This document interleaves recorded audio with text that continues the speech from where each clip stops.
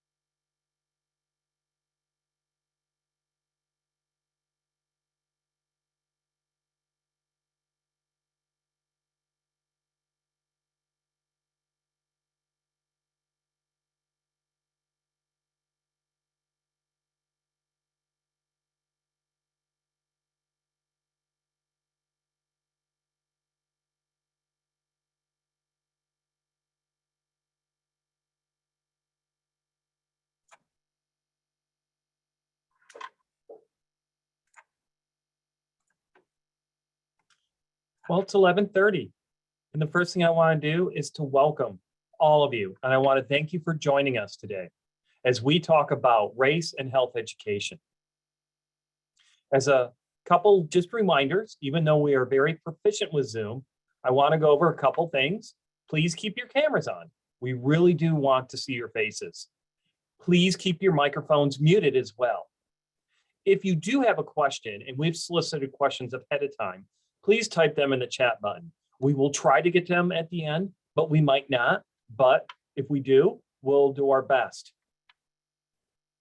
I want to take this time to thank our panelists, who you will meet in just a bit, but also thank a number of people that have worked very hard on bringing you this program today.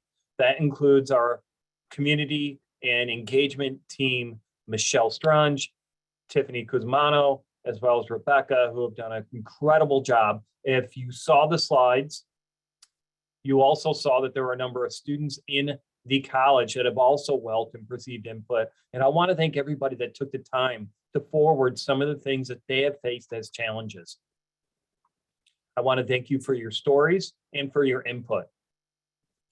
Diversity, equity, and inclusion is one of our top priorities here at the Wayne State University Eugene Applebaum College of Pharmacy and Health Sciences. And this Black History Month panel discussion hopes to hone in on the issues of race in health education. It's a critical topic. It's still important. It's always going to be important. We're going to have some good conversation today. We're going to have some tough conversations today. And that's going to be fine. Growth by definition can be uncomfortable, but it's only through discussion that we can help come realize how far we've come, but how far we also need to go. Over the past couple of weeks on our website and social media, you have seen several stories that have highlighted some experiences that our Black students and alumni have had during their training or their career. And it's been inspiring. I want to personally thank those again who shared these stories of their bravery, their honesty, and trusting us to tell that story. It's been really inspiring. And while we are celebrating their achievements, I also want to take time for all of us, and I will be first leading the way, that we still have ways to go, but we're dedicated to walking down this path together. I invited the members of our panel here today to help us reflect on that past, as well as set our present and our future, ideal future for students of color in health education. We'll ask how we can make progress, and more specifically, what each of us can do, what our role can be in keeping the momentum that we have to make real, lasting change. That being said, I want to transition now, and I want to introduce and thank Dr. Doreen Head, the Program Director for Occupational Therapy Program, for agreeing to serve as our moderator today. Dr. Head? Thank you, Dean Cummings. I am so pleased to serve as the moderator for today's panel discussion. Before we begin, I would like to introduce our panelists. Please help me welcome Dr. Amanda Bryant-Friedrich. She is Wayne State's Graduate School Dean and Professor of Pharmaceutical Science at the Applebaum College. Dr. Donovan Roy, Vice Dean of Diversity, Equity, and Inclusion for Wayne State School of Medicine. And Ms. Sandy Taylor, she is a Wayne State University Applebaum alumna and the Director of the Beaumont Hospital, Director of Pharmacy at Beaumont Hospital. Welcome, everyone. As the Dean explained, we've been collecting and sharing stories and perspectives of Black students and alumni, and you were able to see some of those comments just before this discussion began. And you can visit our website and read more of them in depth, and it's useful to bring some of them to the table today and ask our panelists to comment on what some of these comments were. So I'm going to begin the questions with Ms. Sandy Taylor. We heard from one student about the struggle that he had in fitting in as a Black student. Unfortunately, we still have some students who experience being the only Black student in their class. Can you comment on this experience and share some tips on what all of us can do to help students in this situation?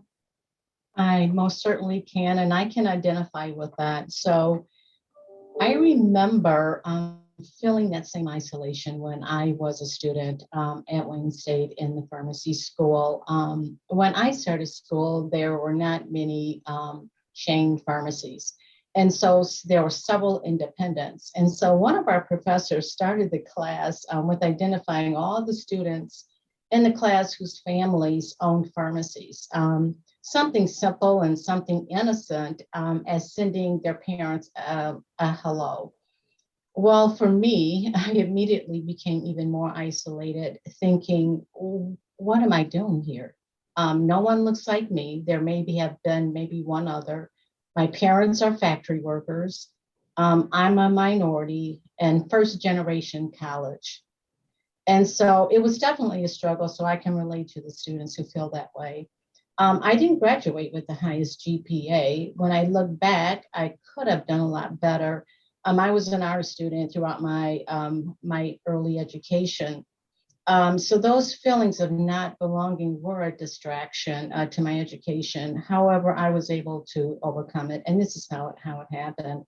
I had the opportunity to intern in a small community hospital in Detroit, where I saw African American physicians, nurses, and pharmacists.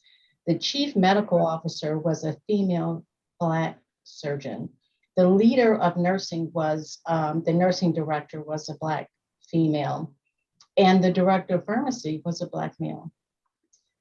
He told me the first day that I walked in that he was going to teach me all the facets of pharmacy, supply chain, finance, operations, some clinical, and I pushed back. My goal was to be just the best that I could be. And so not directing or managing a hospital pharmacy. So you know how well that worked because you see where I am today. I conceded and here I am. So I left there to work at a large hospital and was promoted to a supervisor. 2 years later, went back, got a business degree. But what happened was that representation, seeing someone that looks like you in your profession gives you hope, gives you that trust, and it builds your confidence. It's all about that cultural connection. You need someone you can be vulnerable with when it comes to when things get tough and not judged. And so I think what could happen is that we, provide that the college could provide students with mentorship programs, support systems, and those sorts of things. Mm-hmm. Thank you. I certainly can relate to your story as well. I'd like to open it up to the other panelists if you have any comments to share similar to Sandy's story. I would like to comment. I think we put too much onus on the students when we're talking about how we support them on our campuses. I think we as a institution really need to focus on providing support for these students, and that will allow them to flourish in our curriculum. I think sometimes when you, in our current climate, a lot of our faculty members don't look like the people like our student population. But one of the things is critical is their job is not to support them with their identity. Their job is to support them with their professional development, because no matter how you identify yourself, you the same aesthetics to being a professional in that discipline, that is what's important. And also to connect them with people who may not be in the profession, but connect them with people who are professionals, that maybe help them with their identity as they're going through this journey of being a pharmacist, being a nurse, being a physician. So I think one of the things that's what we need to do. We really need to put more of our expertise as faculty member and those gatekeepers to really support our students, and not, it is a sense of the students have to take ownership, but also too, we need to take part in that ownership to support these students through their journey. I agree. Dean Amanda, do you have any comments on that? I do. And I was listening to Sandy mentioning being in class and hearing the professor then saying hello to the families of those who own pharmacies. And I think that from a historical perspective, we still have very much of the same thinking when we walk into our classrooms as professors. I'm not talking about the students. And Dr. Roy said actually here that we don't need so much to fix the students, because we're trying to always fix the students, but we need to acknowledge at the end of the day that kind of recognition of privilege that occurs in our classrooms, in our clinical settings, all of those kinds of things. Those are the things that harm people. Those are the things that harm students. And it's not just students from marginalized groups. It's all kinds of students. And so at the end of the day, if everybody is feeling uplifted and feeling valued, then the entire community, the profession, the classroom, the university, everybody is going to feel much more like they belong, and they're going to be happier, and they're going to connect with each other. And so that really struck me, Sandy, to hear you say that, because I can only imagine what that must have felt like. Mm-hmm. Mm-hmm. Thank you for those comments. We're going to move on to the next question that was posed. One of our students commented that being a Black student was 3 times harder than being just a student. And she always felt that she had to do everything better, having less room for mistakes or errors, being criticized more severely, and feeling unwelcome in some of her clinical rotations. Dean Amanda, could you please share your thoughts on her experience and any other comments on that? So I just want to say that student's burden is heavy. To have written down in words and revealing that kind of a feeling is difficult. And so people may be asking themselves, Why would a Black student even think that way? Well, Black students think that way because at the end of the day, we're taught from very early on that the system was built not to advantage us, but to disadvantage us. And it was put in place to make sure that those who have privilege continue to have their privilege and those who don't. And when you also then are a person who decides that they want to go into a profession where care is the most important thing, you're a person who's also going to take on that feeling that I need to be good at what I do. I need to be a good role model. I need to be a good representative of whatever group it is that you come from. And then as a Black student, it is very important for the majority that they continue to carry that flag for all Black students. And so people often talk about being the one who has to represent an entire race. That's not by choice. It's something that definitely just happens when a person walks into a room. And then at the end of the day, I mean, we have to just be honest with ourselves. Racism exists, implicit and bias exist. There are so many things that just exist out there, and the country does not always value Black folks. We just have to be honest about that. And Dean Cummings said at the very beginning that we're going to have difficult conversations, but that's part of the conversation. Yeah. Is that acknowledgement. So. Sandy or Dr. Roy, do either of you have comments on this? Yeah, and thank you, Dr. Amanda, for what you just said, because I'm often reminded I'm in a Black professional female group where we do a lot of community service, and I'm constantly reminded by them that you have to remember, you represent. When Governor Whitmer appointed me the State Board of Pharmacy, I thought, I'm very humble. And so I thought it was no big deal. And so they got wind of it, this organization, and they had a celebration. They were so happy. And, me being my humble self, I'm saying thank you, not wanting a lot of attention. But they all reminded me, they're like, you are representing. They were so excited, and just not for me, but for the Black race, period, for Black professionals, for Black females, for pharmacists. You are representing. So I can't tell you how many walked up to me and said, thank you for representing. And so that I just put my head up even higher and said, you are welcome. Mm-hmm. Thank you. Thank you for that. Also, too, I'm sorry, I was having trouble with the mute button, but I think it's that minority tax that everyone's talking about. As a Black student, you just can't show up and just be yourself. I worked at one institution, and one student stood up and said that, as a Black male, I just can't be myself. I represent my gender, my community, and myself. So anything that I do is going to reflect on my community.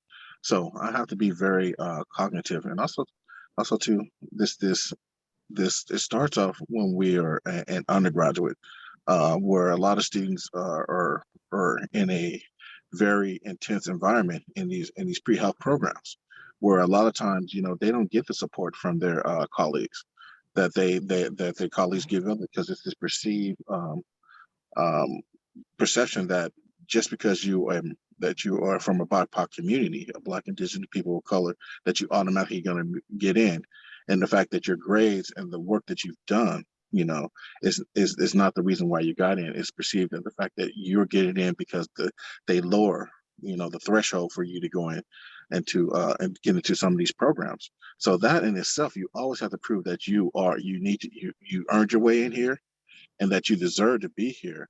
And sometimes you get these questions, related to your community and from your professors. And, some of those questions are really implicit and illicit biases that really impacts the overall perception of the community that you come from. So sometimes our students also too have to speak up for their whole community. And sometimes they have to stand alone because they're so few in number. So those are some of the things that why you got to be 3 times is better, because you always are constantly fighting the system and trying to really, change how people perceive your community. And that's one of the things as Black students that really struggle with, is always fighting for respect, and we're fighting for their community to receive the quality care that they deserve from their colleagues. So that's why it's critical that we have more representation and really focus on how we can increase that representation and at these professional programs in order for our students not to feel isolated, Mhm. and faculty members too. Right.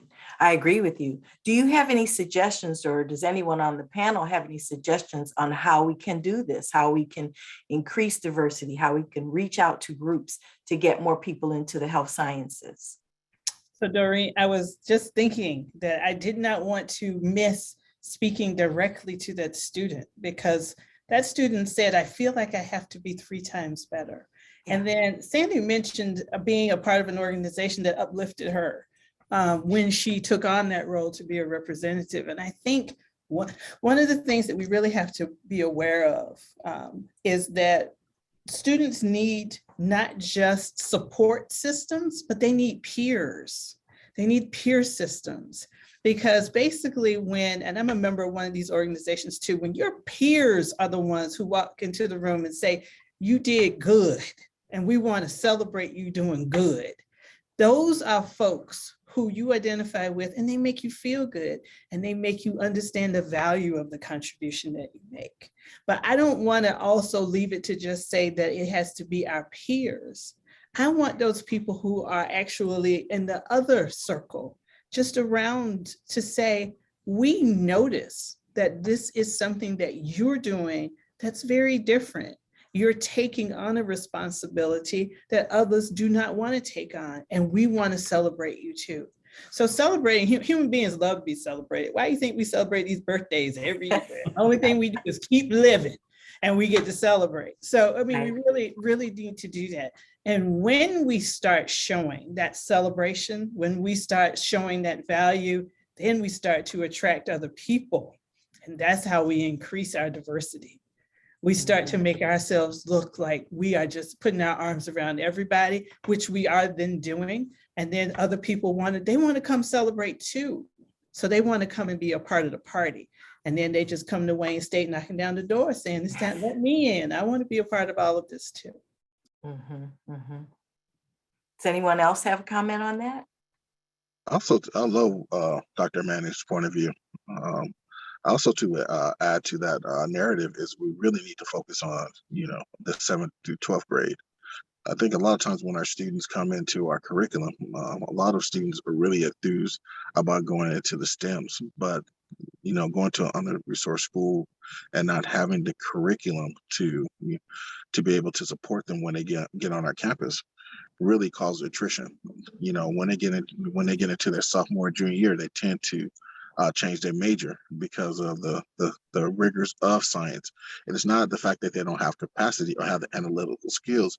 Right. It's just the lack of exposure to curriculum that will allow them to really show up and be successful. So one of the things that we need to do at Wayne State is really look at dual enrollment courses that really looks at providing these 100 college level courses to support these students as they're coming up. Math and science courses, they really need to be exposed to those, because a lot of times when you look at some of the science some of the science teachers who are teaching these students, they really don't, some of them, not all, I just want to make sure not all schools, but some of those teachers do not have a science background. So it's hard for them to really make that connection. So our students are coming at a disadvantage where other groups have probably seen, as they're entering an undergraduate course at Wayne State, they probably see this is just a review of the curriculum. So this is the second time they've seen the curriculum.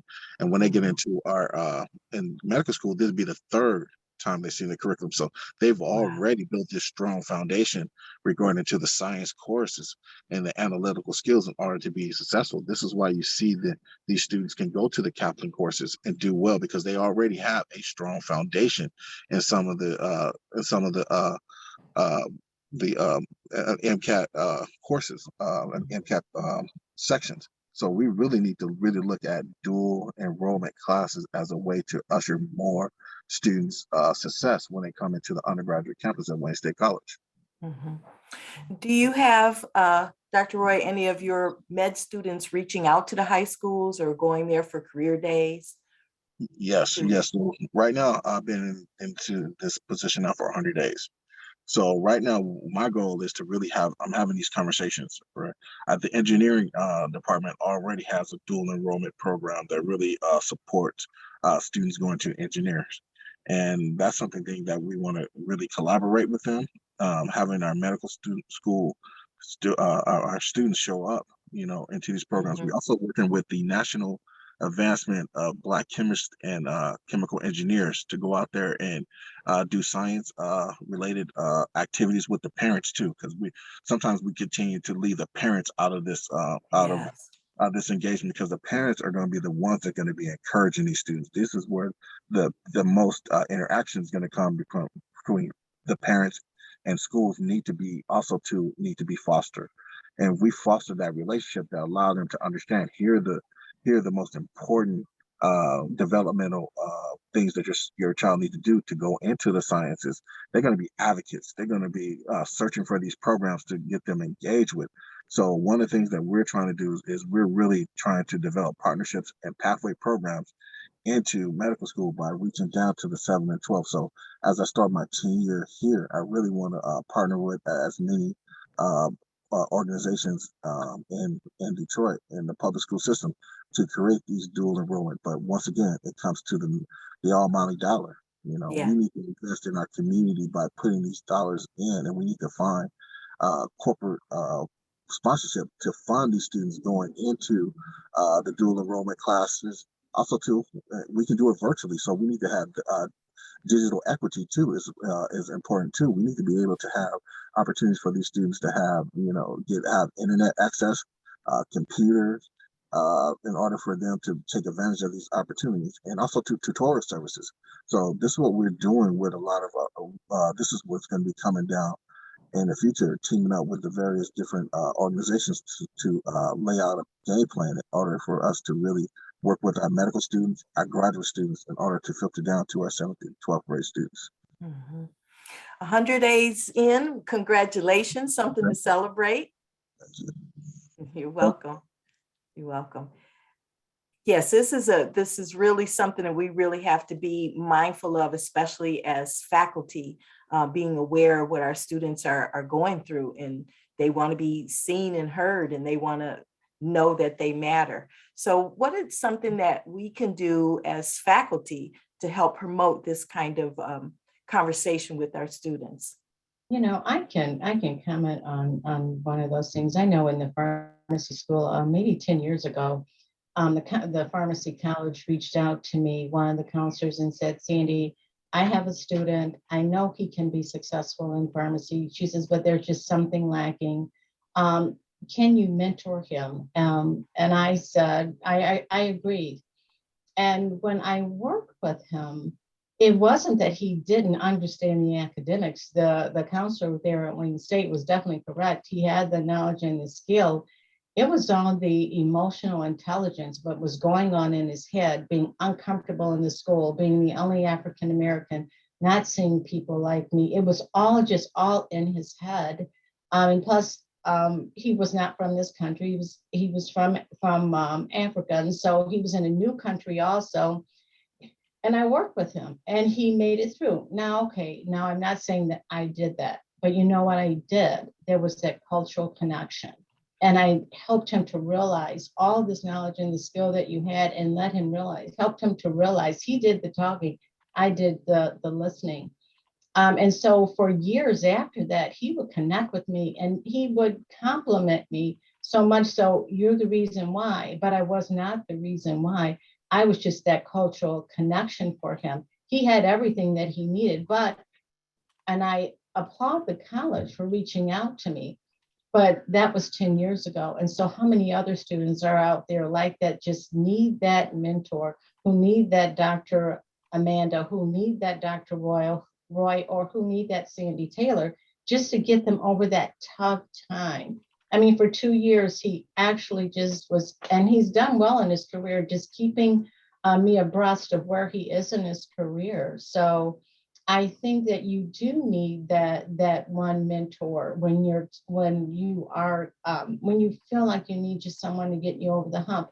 Now, this one thing that I do need to say that in my career, you also need to form a relationship with those who don't look like you, because you need to learn from everybody. This is it takes a village. It takes a village. And so we all need to learn from one another. You just can't just depend on someone that looks like you. And that's why I feel I have been successful in my career I was shy, quiet, and I had to realize the only way I was going to succeed is that I partner with those also who don't look like me. Doreen, I have to say something here. I first of all, I got to challenge Donovan. He started talking about 7 to 12. We need to get out there much earlier than 7th to 12th grade. And so the dual enrollment programs are wonderful programs and they're very important. But by the time my students get into high school, there's a lot of talent that's lost. So we really need to make sure. And the thing I want to say there is I don't like to say things without giving away to do it. Wayne State University has one incredible resource, and that's people.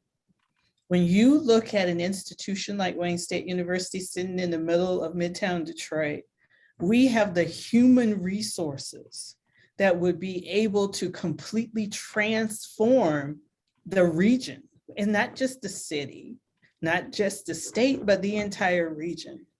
If we actually decide to look at what we can do, who we be partnering with. We have lots of partnerships. I mean, we have corporates, we have all kinds of partnerships, but there's a missing dynamic. And that missing dynamic really is the thing that's has been consuming me since I came here. I joined Wayne State a year and a half ago in August 2020. And I think that a large part of that is the fact that we do not acknowledge as an institution our role in actually that transformation. We talk about it when it comes to social mobility. We talk about it when it comes to different dynamic things, but we need to think about who we are in general and the human resources that we have, and reaching out in a way, an intentional way that acknowledges the fact that we harm the community we exist in. We're ready to step up and we want to go out and we want to make everything as good as we possibly can. And so and when I say human resources for Wayne State, that's talking about alumni, that's talking about faculty, staff, students, my baby grad students out there who are just incredibly bursting with energy and came to Detroit, to Wayne State, because they want to make a difference. And so I think that's a huge part of what we want to do. And then we can start impacting the preschoolers all the way up through those who are already in their professions. I definitely agree with Dr. Amanda said, the 7th to 12th, just for the dual enrollment. I think we do a great job of doing career advising. As far as about careers, but I think that should be K through 6. We should get an introduction to K through through doing some of these science activities, introduce them to what a pharmacist is, what a physician do. I think that's K through 6. So that's I think Dr. Mann, you're so right. We really need to start the K through 6 and give them that career exploration, and then 7 through 12. Then when they got when that piqued their interest, then 7 through 12, give them that dual enrollment component. So you're so right, Dr. Amanda. But going back to the question about the faculty members, I think one of the things that when I did my research on the roles of social capital and social network that support Black males' matriculation in medical school, the one common denominator to help these young men be successful was the office hours. All these young men went to office hours, and that allowed them to, like Sandy said, build that relationship with that instructor, right? Because those instructors are really the ones who are the gatekeepers, and being able to talk to them and give them the confidence, like, hey, you can do this. Here's some information. Here's a little bit of, so this is where this concept, you haven't challenged it with. So let me fill in the holes. and your knowledge regarding this concept. So these students will constantly come back. They're going to show up. And one of the things these Black men all said is the fact that this ally, who was a non-African American faculty member, was they believed in me so much that I want to show them that the time that they spent helping me learning was a huge factor, and I really appreciate you believing in me, which allowed them to be successful academically. So how can faculty members, like Sandy said, building a relationship with these students, building a relationship with Black students, and helping them understanding, okay, I'm here to support you, and I'm not here to judge you. I'm here to help you be successful. And I know we always say we're here to help make all our students successful, but if you look at the numbers, for African American, especially African American males, those numbers are small. So are we really want to invest in the success of all of our students when we have this population that's not succeeding? I want to challenge faculty members out there to really go out there and invest into all students, but particularly into African American men and African American women, because these students really have the capacity, the analytical skill to be successful, but they need that extra nudge, when it comes to and the science. And so and also too, it's an isolating experience. You really don't understand. It's really isolating. You think that sometimes we think that our kids have grown, like society has grown, but constantly you got to remember the homes that some of these students are coming from, right? And what they're hearing from society, and what they when they around the dinner table and their parents are talking about how they're letting these minority quotas come into the job, then that resonate with them, and that trickle down to them and their experience with their peers. So just remember, it is our jobs as faculty members to really support all students, but also to the African American male and African American students. Like we said, we have a tough conversation. We're trying to be honest, and I'm trying to be as honest as possible by really stating. Sometimes it filters down from the home into the student. So Dr. Doreen, can I just add one other comment? Yes. I think what could also happen is when you see that student going in the other direction. I recently lost a fellow pharmacist friend, and we were all at the funeral this past summer, unfortunately. And so his cohort of friends who attended another college pharmacy school other than Wayne State were all around. So can you imagine, was maybe 8 or 9 of Black pharmacists just talking. In my generation, we were just talking about our careers and our path and our careers and how we got here. And some ready for retirement. And, it was just good to see all very successful. But we talked about our journey in our colleges. And, we all kind of struggled. And once, when we were all at the top of, except for one, which was really great. His story was really great. We all kind of struggled. But they told me, that, oh, we couldn't fail. I said, what do you mean you couldn't fail? I was struggling at Wayne State, and I graduated blah blah blah, cum laude, whatever, from high school. I was struggling. What happened? They said, oh, our counselor will pull us out of class. They saw our grades going the other way, or they heard that we got bad grades. Our counselor called us in and said, hey, look, you're going to finish this curriculum. And he said, one of them said, oh, she told me that I was not going to finish if I stayed on this trajectory. And so he said, and I started thinking about this and that, my parents, blah, blah, blah. He said, and I started getting my act together. So when you start, who is there to pull you up on your classes when you get that exam and you're like, oh my God, and is there anyone, who's my support? To say you can do it. And when you're looking around the room and those who don't look like you are doing so much better, they have study groups, they have this and that, and you're not part of that group, who's there to tell you, to help you out, at the college? So, that's my challenge to the college is, where's that support that's the rah-rah that's going to help get you through? I think I got to follow up. I just think that one of the things that I've seen and that is really important there is that, at the end of the day, there are very few BIPOC faculty.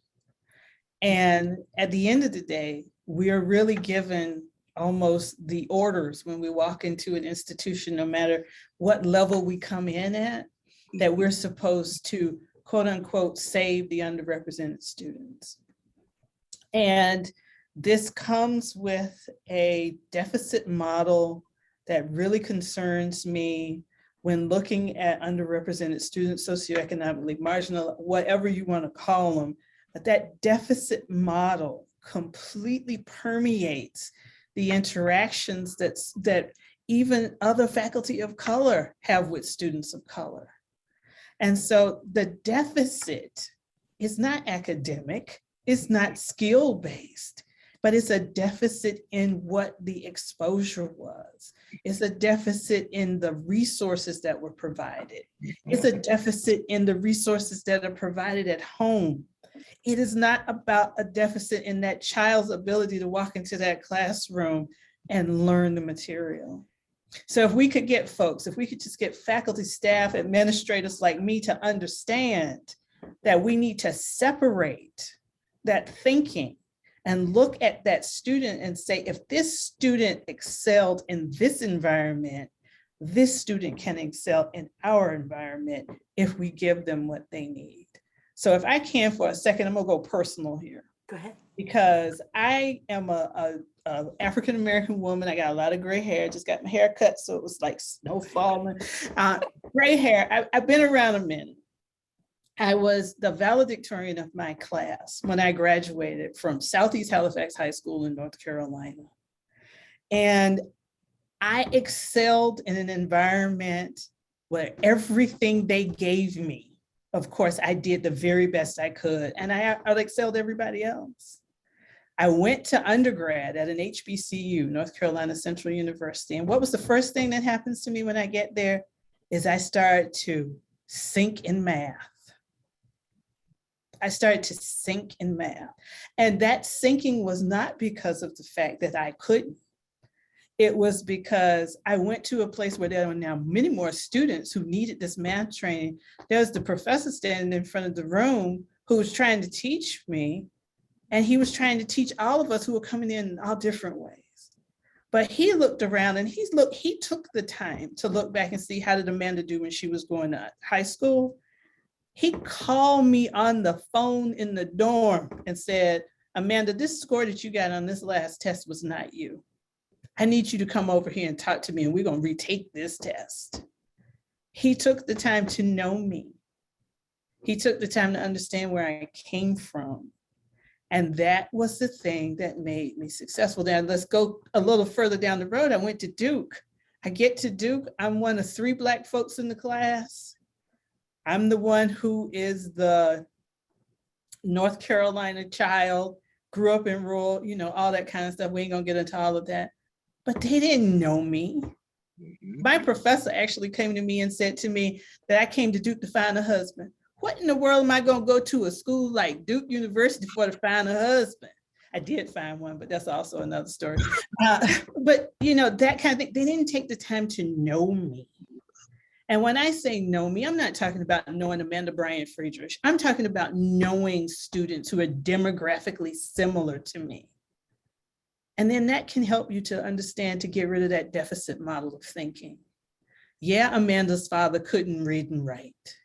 Yeah, Amanda came from a place that had no resources, but Amanda excelled. So this is what we need to do to help Amanda understand how to keep moving forward. And so I feel like when we talk about all of these things, Sandy took a student on one-on-one and helped them get through. You can't expect all of us to do that. There's too many students who need help. So we need other folks to try to understand, to open themselves to understanding that experience. And I'm glad Dr. Amanda brought that deficit model because that's what, when you look at research, especially when you're looking at research on Black males and Black females, we always talk about the problem. We don't talk about the solution. And that's why one of the things that critical race theory is being challenged, because critical race theory does not focus on the individual, it focuses on the system.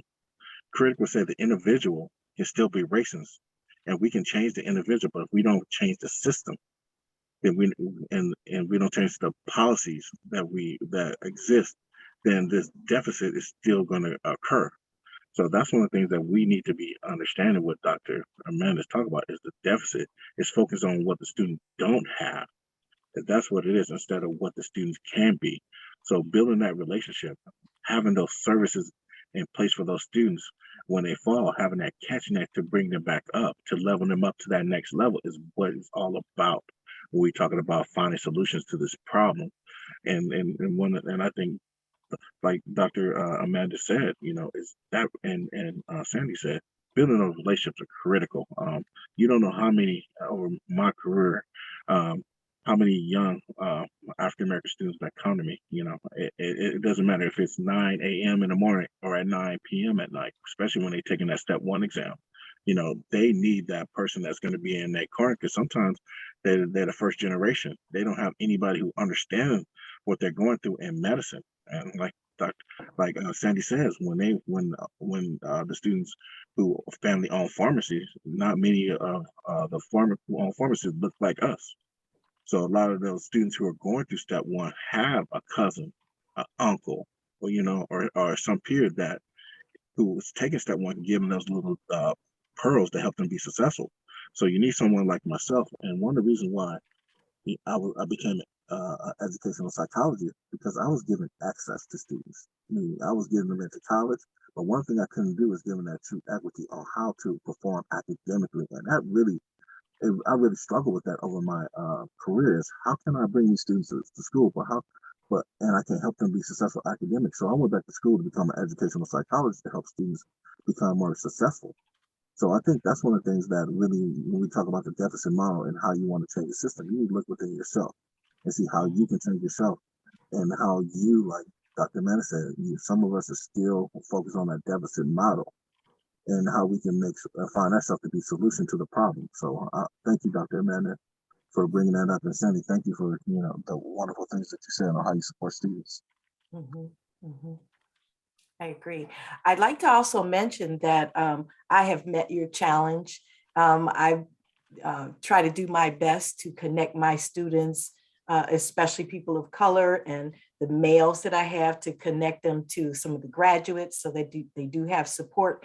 And I do want to give a shout out to our college for our Apple Days program that's been going on for a number of years with Dr. Mary Clark at the helm, especially bringing people from the community in and introducing these young folks all around to the health sciences. So we're trying to get our students aware at those, as we said, K through 6, 7 through 10. And what other things do you think we can do to heighten awareness for those young folks and getting them introduced into professions like radiology or occupational therapy, PT? Yeah, I can kind of, in this organization that I am in, we work with high school students. And I agree with Dr. Roy and Dr. Amanda, we got to start early. But we're mentoring a group in the 9th, 10th, and 11th, and 12th grade. And we're telling them we had a really nice health fair where we had all different professions, present. And it was via Zoom, and it was in a hospital setting. And so the high school students said, I never knew a radiology technician, a technologist. I knew I don't want to go to a 4-year school, but there's something other than that for me. They didn't understand what a physical therapist is all about. I myself didn't know what a pharmacist was all about. I knew I had to go to college. My best girlfriend's mother, sitting on a porch one evening, said, go into pharmacy. That was something I always wanted to do, become a pharmacist. So I think we need to get it out there that all these different professions, they don't know what they don't know. And so but I do agree that it needs to start early. It needs to start maybe when you talk about your profession, start middle school. Start middle school talking about what's out there. Because in my high school, we knew we were going to be doctors, lawyers, pharmacists, all different things, educators, because that was kind of the neighborhood I grew up in. But a lot of it, and I still am amazed about all the different professions. I'm listening to you, Dr. Doreen, and you, Dr. Amanda, you know, education at your level, I never really even thought about it, but wow, just amazing. Very proud of you both, and Dr. Roy too. I mean, just look at, you know, the three of you. How many high school students know about your careers? They don't. They don't. They know what they see on TV. So I think this education needs to start. It needs to start early. I think that we all need to get on the road. I think the colleges can help, you know, send these students out that should be part of the curriculum, going out in the schools, Yeah. talking to kids, telling them about themselves. I think that's a start. That's a great point, going out to the schools at a very early age. Thank you. Also, Dean too, Amanda or Roy?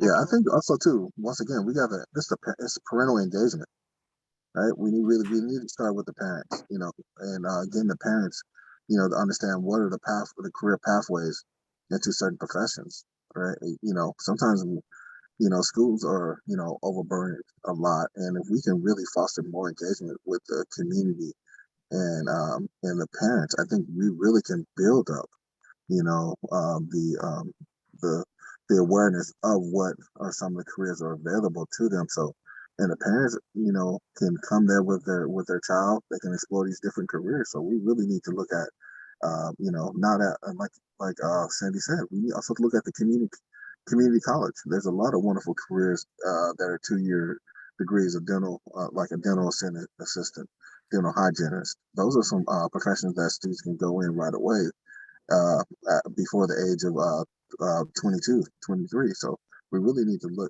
engage more engagement with at the parental level in order to really increase the students' awareness about what career options are available. Mhm. You Yes. know, it's interesting because I think, I don't know, I said I've been around for a long time, but for a very long time, even as early, I did my PhD in Germany, and I was just going through boxes at home this weekend and ran across something that reminded me that I started doing outreach when I was in graduate school in another country. And it was very interesting to me because it wasn't with the German populace, because I was, you know, there. It was with the Department of Defense dependent schools. And being a member of Alpha Kappa Alpha sorority brought me in to bringing this stuff to these babies. And I will never forget, on a Saturday morning, it was at that time that Alpha Kappa Alpha was doing STEM interventions. And I had this group of children at a table. I mean, it's a memory, so forgive me for going into it that way. And their parents were standing around, and I was talking to them about sound conduction, how they could actually put their ear on the table and listen to sounds move through the table. That was when I was in my early 20s, and I have been doing that work ever since. And people very often ask me, you know, how have you become successful as a Black woman? I'm a chemist by training, all of this kind of stuff. And I actually feel like I owe my success to that need to give others. Yeah. Because I have been doing that and watching the children and watching the babies learn. And so I've been working with the Science Center. I came here from Toledo. Everybody in Toledo who knows something about science knows about me. I was always there at the Science Center. I was there with the little children doing the making hand sanitizer, something that we didn't know we were going to have to need so much. I mean, but things like that. And so it's when you recognize the value that you have in something that you can bring to your community, it's like on Saturday morning is never mine, almost. I'm always out there doing that kind of work.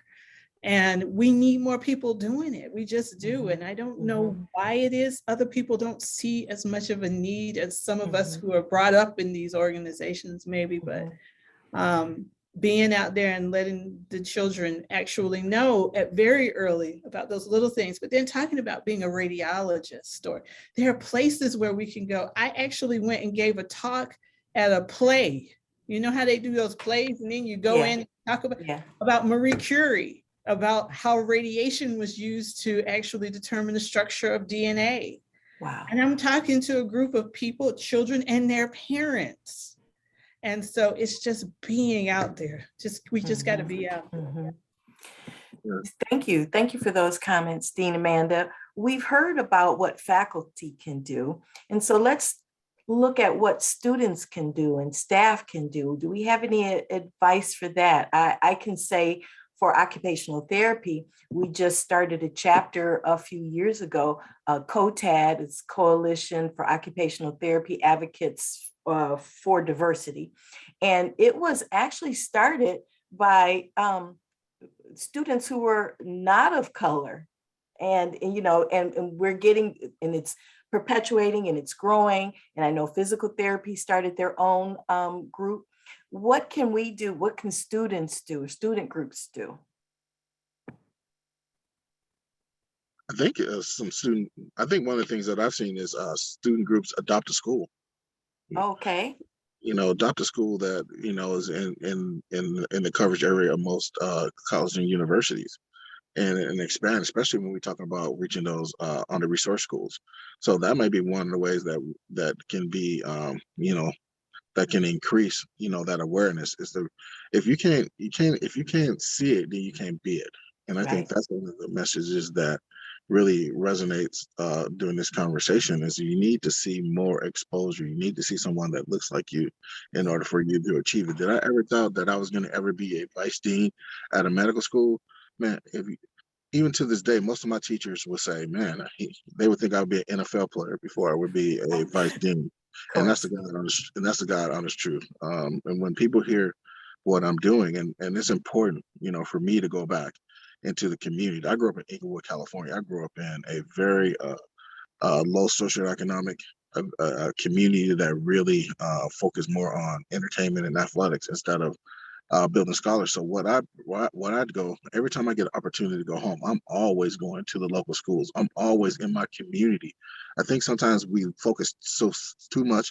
And I think that's why Dr. Amanda said that everybody in Ohio and Toledo, Ohio knows who she is because she does those social capital programs. Dr. Amanda is showing up not only on campus, but outside of the campus is where you build those stronger relationships. Those informal relationships are so critical. We look at so much in the formal setting as being important, but these informal settings are critical to build that social capital and that social network to help these students be successful. So it's about going to the community, developing enrichment programs outside of the schools, which then in return will yield more opportunities for students to be exposed to these STEM careers. So we really need to look at more social capital programs that will span the social network, because that's one of the things that students really struggle with when they come from underserved community is they don't have that social capital. And bringing students, faculty, and people that represent these institutions will build that social capital where they are used, like myself, I use my social capital all the time and my social network to expand students' opportunities to get into medical schools. I work with students who, for various reasons, did not make it into medical school the first time. Yeah. And then after working with me and being honest with them, it's going to take you X, Y, and Z number of years to get into medical school. These students did all get scholarships because one of the things I understand the nuances of what a competitive applicant medical Yeah. schools look for, and then I expand that social network to get them those experiences that they need that is a whole in their application. So Mhm. that's one of the things that I will say is it's more the informal that really isn't critical to the success of our students. Dr. Roy, you really brought up something that just happened to me. Maybe I want to say 2 years ago. I got a phone call from one of the physicians, and he asked me to meet with his wife, and they were not. They were from a different culture, and so I said, sure. He says she wants to do some community service, and she wants to do it, in the Black community. So I met with his wife, who is a physician also, and his wife's best friend, who's also a physician. So these two, and they felt that they were very, very fortunate to come to the United States, a different culture, and receive the education that they have and to be very successful. And so they were telling me that they want to give back, and they want to give back to the Black community. And they selected us because they saw our struggle. And so they also told me that it's in their culture that their kids have to have some type of community, something, they have to do some type of community initiative all the time. And they start them like at the 7th grade. And so they were telling me how these kids have set up use their technological knowledge to build these learning programs, these tutoring programs. And she was asking me, do you have an audience for them? She said, because the programs are already built. And I told them, once their homework is done, they get on these computers and they teach and they help the community. And so I thought, wow, just think if all of us did that. If all of us said, we told our kids that, after you clean your room and clean the house and do whatever your personal responsibilities are, what are you doing to give back to the community?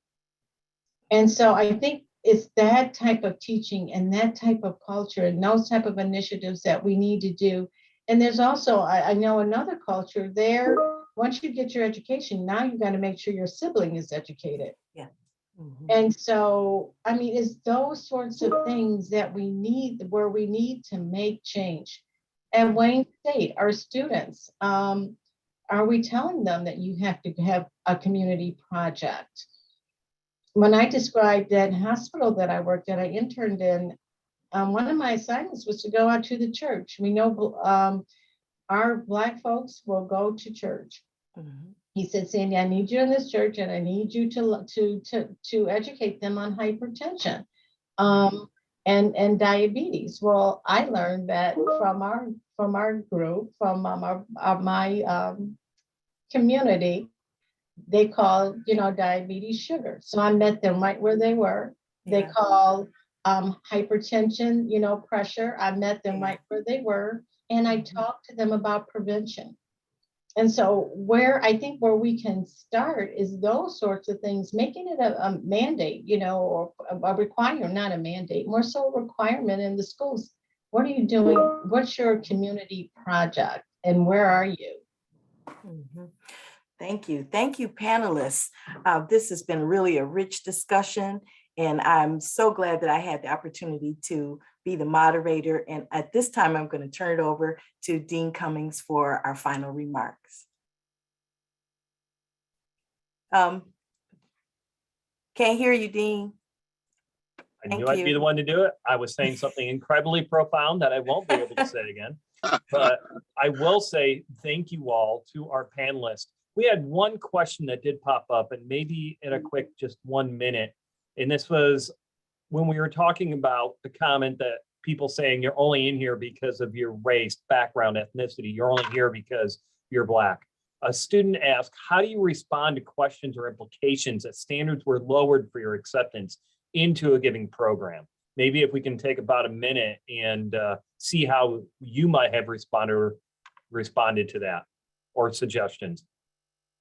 I can speak to that, Brian, because I have heard that so many times. And I actually heard that when I came to Wayne State years ago in my first tour of duty here, which is a story in itself. And the one thing that you have to remember is that people are speaking from their own insecurity very often. And so the best thing for you to do is to just remind them that the metrics for admission are not necessarily what you think they may be. And you remember to keep a smile on your face when you're saying that, even though you're a little bit upset, but you say the metrics for admission may not be what you think they are. And I am very highly qualified to be a member of this cohort. And you just keep smiling. Do you have any questions about that qualification? The reason why I'm saying this way is because no person should ever allow someone else to come in and rob them of their feeling of accomplishment and happiness. And that is exactly what that is. And that's a microaggression. So let's call it what it is. Mm-hmm. In my thinking, I would call it a macroaggression, but so Amandaism, my thing. But you just really have to remember you're dealing with another human being. Mm-hmm. So they're speaking to you from where they are. So try not to take it personally. And in the interest of time, I want to thank all of our panel members, and thank you for letting me ask that other question. That was one from one of the students, and I thought it was important. So today, what hopefully you got out of this was to acknowledge some of the problems that we still face and to ask for insight, how we can help. As you've heard, I believe it was Dr. Roy telling us that we're defining the problem, but we're not giving as many solutions. This is helping us to ask for insight. How can we help to work against racism, against it in health education? And I hope each of you took something from that discussion, because yes, this is a journey and it will always be a journey. We always have to be there, but it starts with each of us. One thing that I took away from this is that you heard stories where each of our panelists took time out of their own for an individual. And I hope that you would do the same. I want to give a very special thank you to Donovan, Dr. Amanda, Sandy, and Doreen for taking the time out of your day to help us and share your insights. And with that, I want to thank everybody who joined us today. There will be a link for today's events. Give us about a day that we'll share. You email and on our social media so you can review this, and it will be available to everyone to view. So with that, I thank you all, and I wish everybody a good day. Bye, everybody. Thank you. Thank you so much.